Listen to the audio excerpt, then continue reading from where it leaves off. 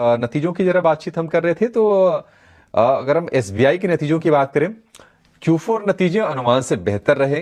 कल हमने नतीजे मार्केट आवर्स के दौरान ही आते हुए देखे। नतीजों के बाद शेयर चढ़ा था, फिर लाल निशान में गया, फिर से रिकवरी दी, तो वहां पर हमने तेजी देखी थी एसबीआई के शेयर में।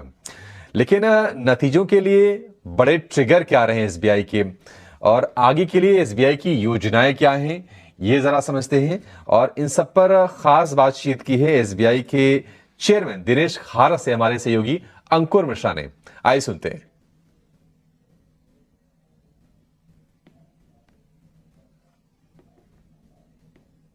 स्टेट बैंक ऑफ इंडिया ने रिकॉर्ड प्रॉफिट पेश किया है और उसका क्या कारण है, उसके लिए हमारे पास बातचीत करने के लिए चेयरमैन दिनेश खारा जी हैं। खारा जी, स्वागत है आपका 18 आवर्स स्वदेश में। मेरा पहला सवाल यह है कि इस नेट प्रॉफिट में सबसे बड़ा योगदान किसका था?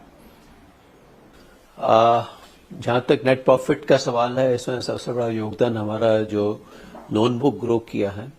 लोन बुक का ग्रोथ है तकरीबन 15%, और साथ ही साथ हमारा जो यील्ड ऑन एडवांसेस में इम्प्रूवमेंट हुआ है, जो कि हमारा यील्ड ऑन एडवांसेस तकरीबन 9% के करीब पहुंच गया है।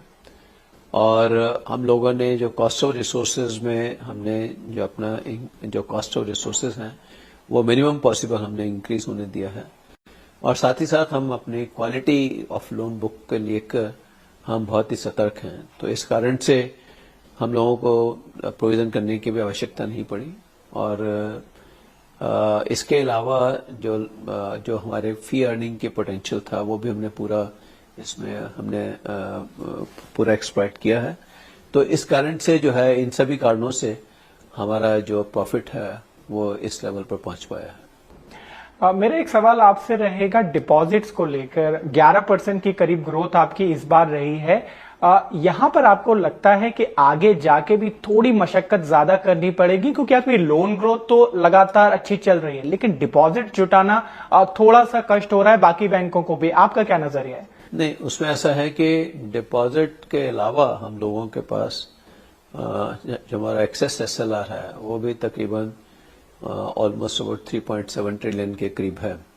तो इस कारण से हमारे को जो है उसके चलते भी हमारे को लिक्विडिटी की ऐसी कोई चैलेंज नहीं रहता है। लेकिन फिर भी जो है हमारी कोशिश हमेशा ये रहती है कि हम डिपॉजिट्स के ऊपर शार्प फोकस रखें। पूरी की पूरी 22,500 ब्रांचेस के माध्यम से हमारी कोशिश है कि हम अधिकाधिक डिपॉजिट अकाउंट ओपन कर सकें।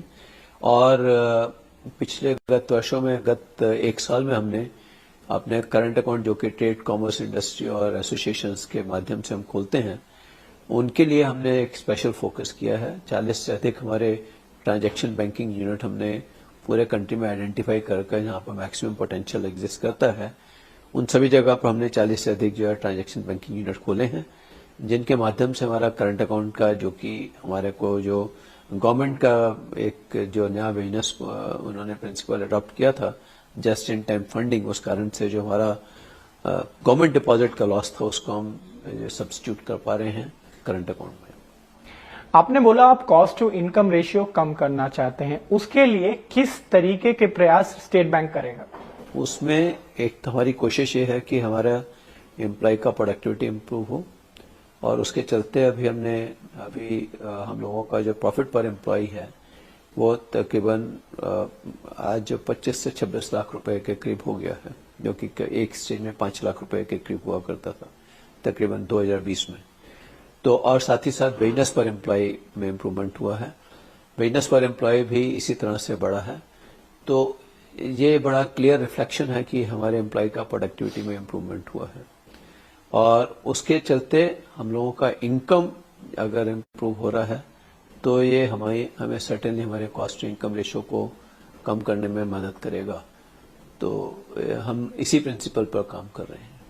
एक सवाल आपका मेरे से होगा योनो 2.0 को लेकर। आप काफी दिनों से उस पर काम कर रहे हैं, कब तक वो फ्लोर पे आने की संभावना है? कौन से नए प्रोडक्ट्स होंगे? और साथ ही एक चीज मैं यहाँ पे जोड़ दूं कि पिछले कुछ दिनों में आपने देखा होगा रिजर्व बैंक ने कुछ बैंकों पर एक्शन दिया है टेक्नोलॉजी को लेकर, लेकिन आप 3 से 4 साल पहले से इस पर काम करना शुरू कर दिए। तो आपको लगता है कि जब इस तरीके के एक्शंस देखते हैं कि SBI is in safe space?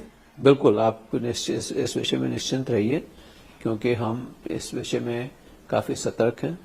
और हम जो है ऑन ए ऑनगोइंग बेसिस हम अपने रेगुलेटर के द्वारा दिए गए निर्देशों का पूरा पालन करते हैं और उनके सेटिस्फेक्शन के अकॉर्डिंगली उनका पालन करते हैं। और साथ ही साथ जहाँ तक योनो 2 का सवाल है, योनो 2.0 एक हमारी कोशिश है कि वो एक डिजिटल बैंक होगा जो कि बैंक के अंदर ही होगा और इसके माध्यम से हमारी इसकी कंप्यूटिंग कैपेसिटी काफ़ी अधिक होगी।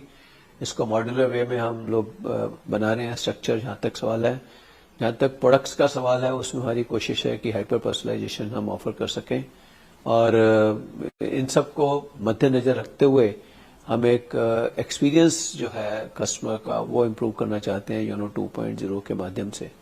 और जहाँ तक अर्ली जो इसका देखने को एक्सपीरियंस जो होगा, हमारी आशा है कि हम जुलाई तक जो है इसमें से जो फर्स्ट मिनिमम वायबल प्रोडक्ट है वो हम ऑफर कर पाएंगे। तो वो एक अर्ली एक्सपीरियंस होगा हमारे ग्राहकों के लिए।